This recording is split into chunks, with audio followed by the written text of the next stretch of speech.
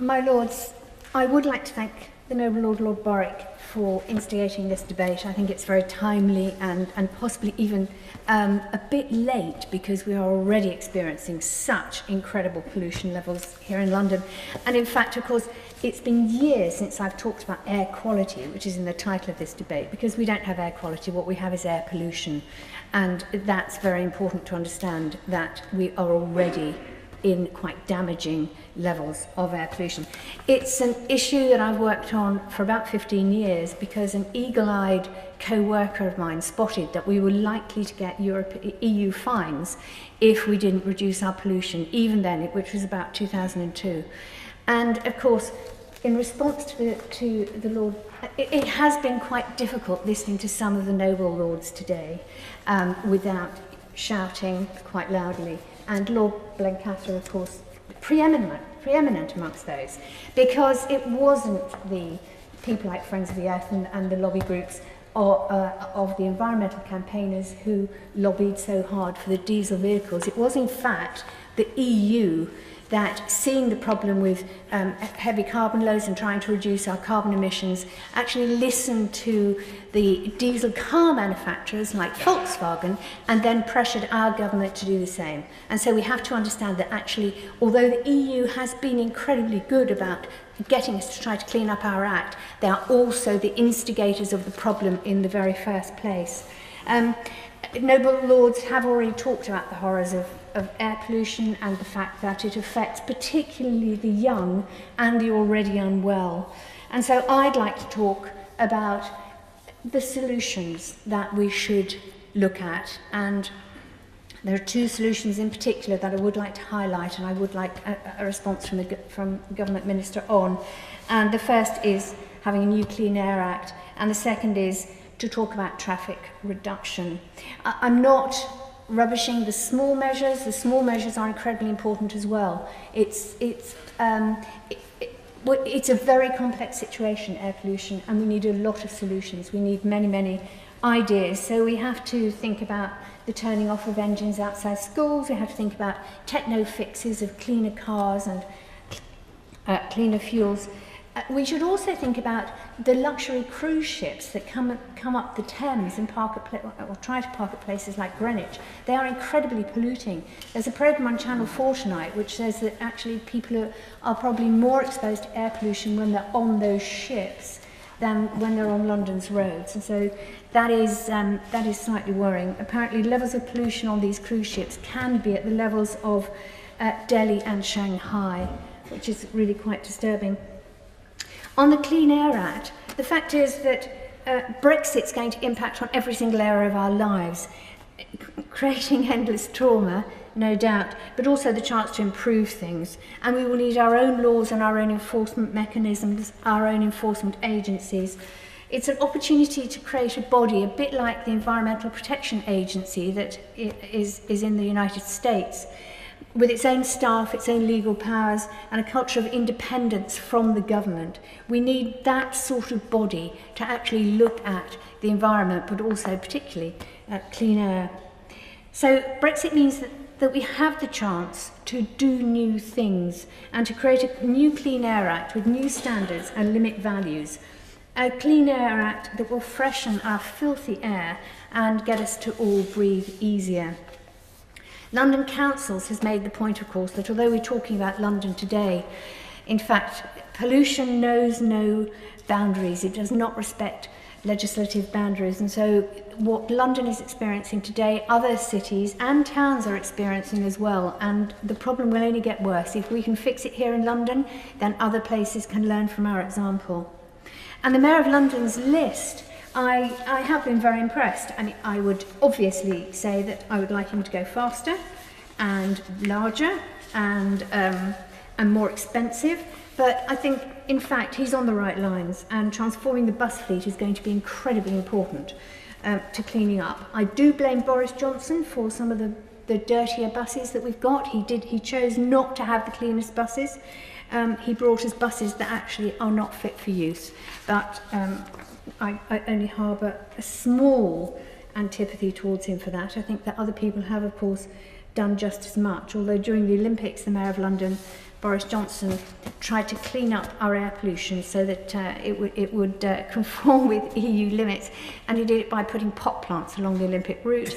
And there was only one emissions testing facility which was up on the Euston Road, and the intake pipe was something like 18 feet. And anybody who knows anything about pollution knows that the biggest pollution is lower down.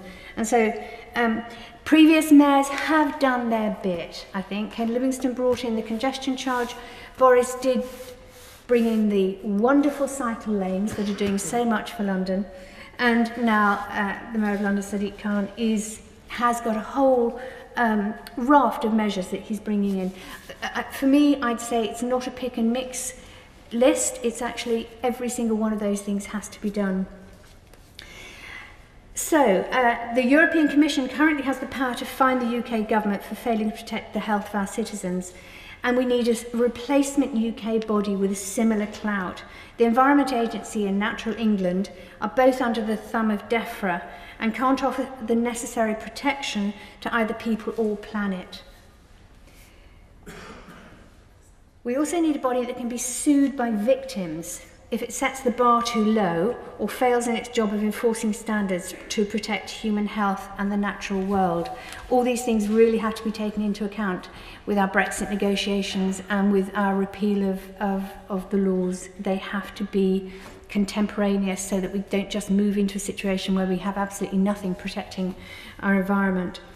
On traffic reduction, all levels of government have failed to deal with the air pollution crisis over the past 2 decades. Labour, Conservative and coalition government failed to reduce nitrogen dioxide levels down to the legal limit, as we were meant to do by 2010. None has included traffic reduction in the national plans, despite that being the most direct, the fastest and the most straightforward way to cut pollution. The new bike lanes have been a success and now carry as many people as the Victoria Line. They've replaced car traffic and relieved pressure on public transport, but we need more of them to reduce pollution to legal levels in London. What people fail often to understand is that every single cyclist is somebody who isn't taking up a seat on public transport and also, of course, not using a car. We should be welcoming cyclists. The reason that we have protected cycle lanes is because our roads are dangerous. Lord Blencathra again talked about France and how wonderful things are there. No lycra, no helmets. Why do people wear lycra and helmets on our roads in London? Because they can be dangerous.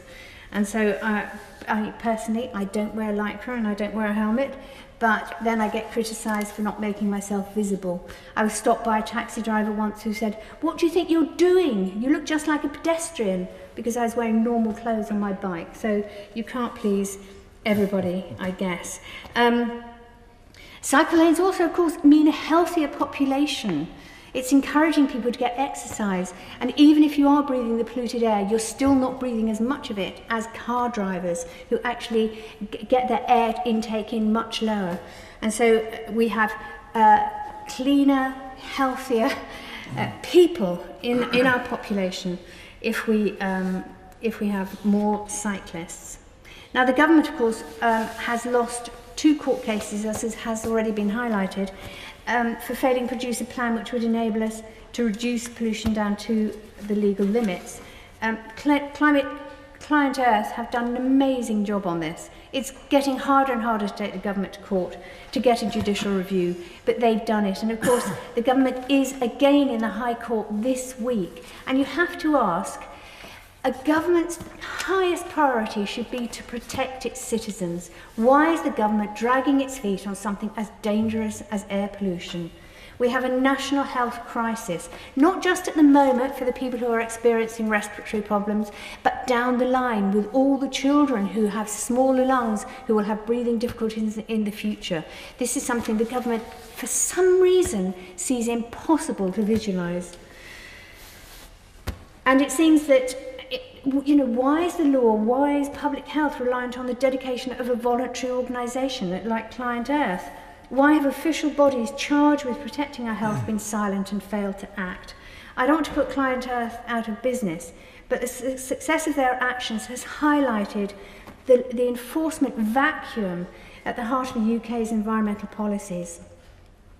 Clientele's success of their court action in British courts has relied upon advice from the European Commission and the European Court of Justice. Whether those reference points are still to be part of British law post-Brexit depends on the so far rather confused negotiations, but I think we should know. We have to have enforcement mechanisms, we have to have legal opportunities to sue, and we have to definitely have our own enforcement body. So I do ask the government, is a Clean Air Act going to be government policy? And does the government see the sense in traffic reduction? My Lords, I